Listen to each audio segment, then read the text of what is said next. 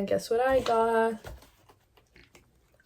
Here she is. Oh, I'm so excited. I can't wait to eat. I love food so much. Hold on. The In-N-Out spread and get that. Yeah. Oh my god. My mouth is watering. Bon appetit.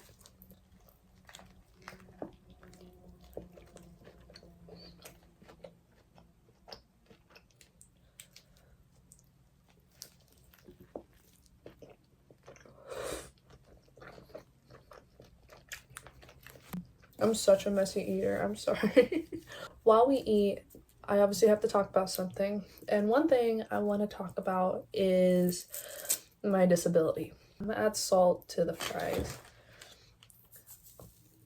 Unpopular opinion, I really love In-N-Out fries. Like, I don't care if they don't taste like McDonald's. I like them. I don't care. Dealing with autism spectrum disorder is quite a journey, and I feel like I want to share it now. I was diagnosed at around 4 years old because it is genetic, and I had cousins that were also on the spectrum, and so my parents just saw signs from them, saw me. The biggest sign that my parents noticed was that I wasn't really talking, and I was about to go into kindergarten, but obviously I wasn't even saying a full sentence at 4 years old. And let's be for real, 4-year-olds love to talk. And throughout elementary school, it was a struggle, not only with learning, but making friends as well. And I won't get too much into it because it's in the past, and I feel like I've grown a lot since then. But definitely as a child, it was really, really hard dealing with like everyday things. I had really bad sensory issues. It was hard for me to not only make friends, but like maintain friendships. And even learning was difficult because I didn't know how to really ask questions if I was confused. I didn't really know I was on the spectrum until probably around 5th grade, and I thought it was the coolest thing. I thought like being super unique like that was like so cool. I like loved it. I didn't want to be like everyone else when I was younger. Like, I wanted to be different.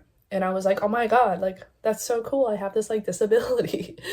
Like I was looking at my disability with rose-colored glasses for sure. It wasn't until I entered middle school and saw how mean kids can be, especially to people on the spectrum, and that's when I started masking. Masking is basically where a neurodivergent person, aka me, would put on like a mask and act neurotypical, aka normal. And even to this day, I still mask because I don't like being judged. You know what I'm gonna do? I'm gonna eat it and then chase it.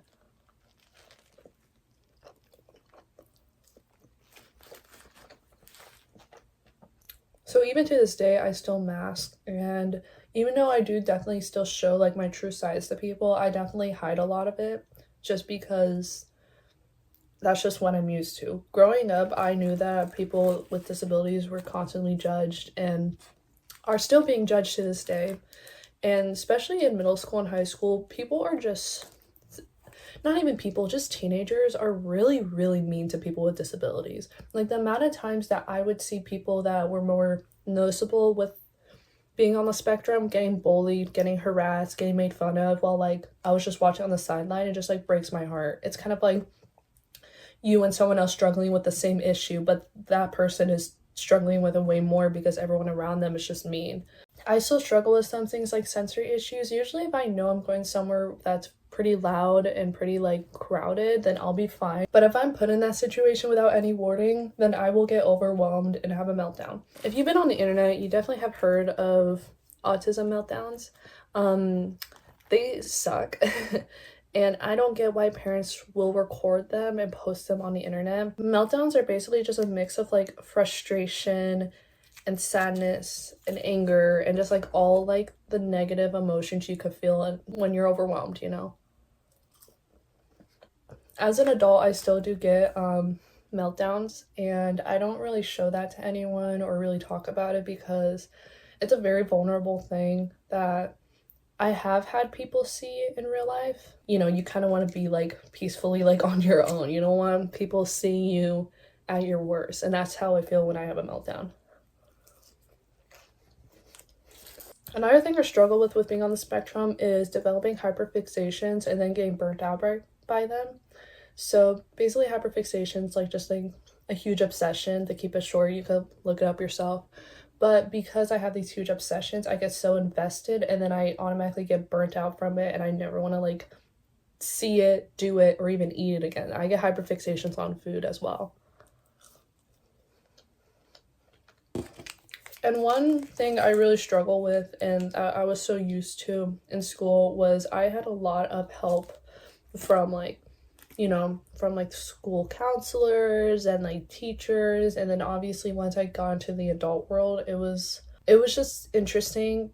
I'm gonna just say it was hard. It was hard not having any help because my whole life I was constantly getting help from my disability, and now that I'm in the adult world, I'm not getting any like accommodations or anything. So luckily now I got the hang of it, so I like know what to do now. But definitely in the beginning was really, really hard because I didn't know what to do. I was like on my own. I feel like everyone that becomes an adult feels that way, but I feel like, especially with people on the spectrum, it's extremely difficult. To this day, I still don't really bring up my disability in conversation because just from past experiences, once people realize that you have a disability like autism, they automatically assume you're like a child and think that like you're just unable to take care of yourself. Which, don't get me wrong, some people on the spectrum are like that, but that's not me. Everyone that's on the spectrum deals with it very differently, and I think that's why it's so hard to like generalize or like sum up. Obviously, it's just a cognitive disorder, but I know I keep saying one thing that's extremely hard, but I'm gonna be honest, having a disability that affects your way of thinking and interacting and living everyday life actually sucks. Like, it absolutely sucks. When I was a teenager, I used to get really depressed thinking about my disability because there's no cure. I was born like this, I'm gonna live like this, and I'm gonna die like this. Not to mention, if I have kids, there's a 50% chance that they would also be on the spectrum. And while obviously I love my kid regardless of what they have, it's just like having autism is a huge everyday struggle, but people don't think it is because you can't visually see the struggle. But every day I'm just constantly dealing with like having to remind myself, reassure myself, having to like make sure everything's like good. You know what I'm saying?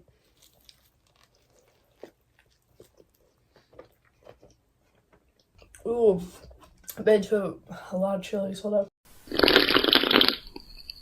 I don't really have a point with this video. I kind of wanted to talk and eat. I just feel like the people I surround myself with now are very welcoming and understanding of like everyone's differences. And I wasn't used to that. Growing up, like people were very judgmental and were mean towards me for something that like I couldn't control. So I'm very fortunate for the people in my life that have made it easier for me to talk openly about my disability, because it needs to be talked about, especially on the internet. Still to this day, autism is not treated seriously. It's treated like a joke. Hi, editing me here. I went on a really long tangent after this, and it makes zero sense editing, so I'm gonna sum it up here. So there's a few ways autism gets joked around on the internet. Sometimes just like blatant people like calling each other the R slur, or like the is it acoustic comment that some people would get.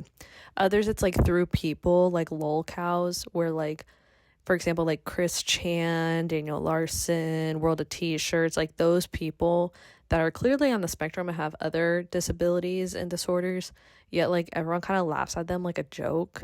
And while they are laughing at them not just because of their disability, there are a lot of individuals that laugh at them because they are on the spectrum. So that's what I'm trying to say. I'm done with my end now, guys. Let me get that bitch. Ooh, yeah. Dude, I devoured this thing. Last bite.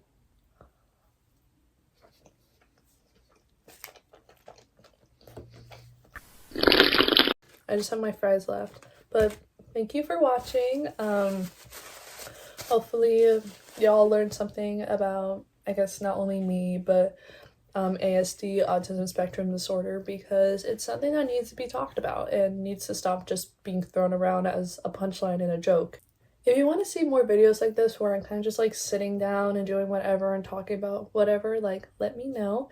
Otherwise, like, comment, subscribe, share, etc. I hope I can see you again. Bye.